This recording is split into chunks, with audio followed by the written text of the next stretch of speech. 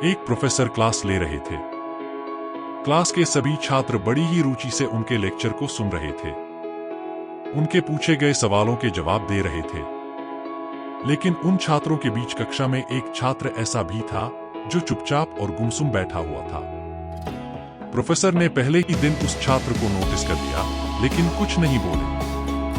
लेकिन जब 4-5 दिन तक ऐसा ही चला, तो उन्होंने उस छात्र को क्लास के बाद अपने केबिन में बुलवाया और पूछा, तुम हर समय उदास रहते हो, क्लास में अकेले और चुपचाप बैठे रहते हो, लेक्चर पर भी ध्यान नहीं देते, क्या बात है? कुछ परेशानी है क्या?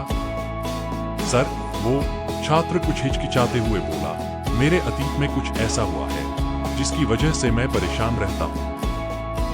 समझ नहीं आता क्या करूं। प्रोफेसर भले व्यक्ति थे।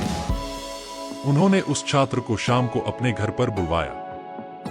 शाम को जब छात्र प्रोफेसर के घर पहुंचा, तो प्रोफेसर ने उसे अंदर बुलाकर बैठाया। फिर स्वयं किचन में चले गए और शिकंजी बनाने लगे।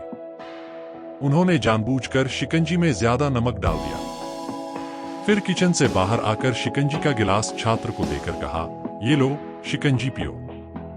छात्र ने गिलास हाथ में लेकर जैसे ही एक घूंट लिया, अधिक नमक के स्वाद के कारण उसका मुंह अजीब सा बन गया। यह देख प्रोफेसर ने पूछा, क्या हुआ? शिकंजी पसंद नहीं आई? नहीं सर, ऐसी बात नहीं है, बस शिकंजी में नमक थोड़ा ज्यादा है।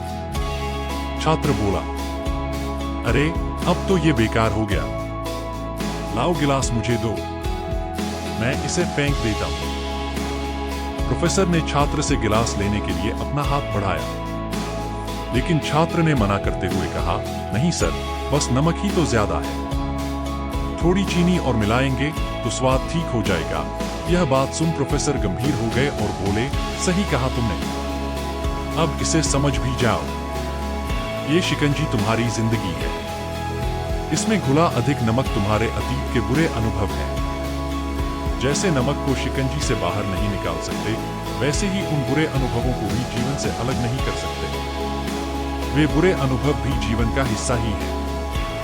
लेकिन जिस तरह हम चीनी घोलकर शिकंजी का स्वाद बदल सकते हैं, वैसे ही बुरे अनुभवों को भूलने के लिए जीवन में मिठास तो घोलनी पड़ेगी ना। इसलिए मैं चाहता हूं कि तुम अब अपने जीवन में मिठास घोलो।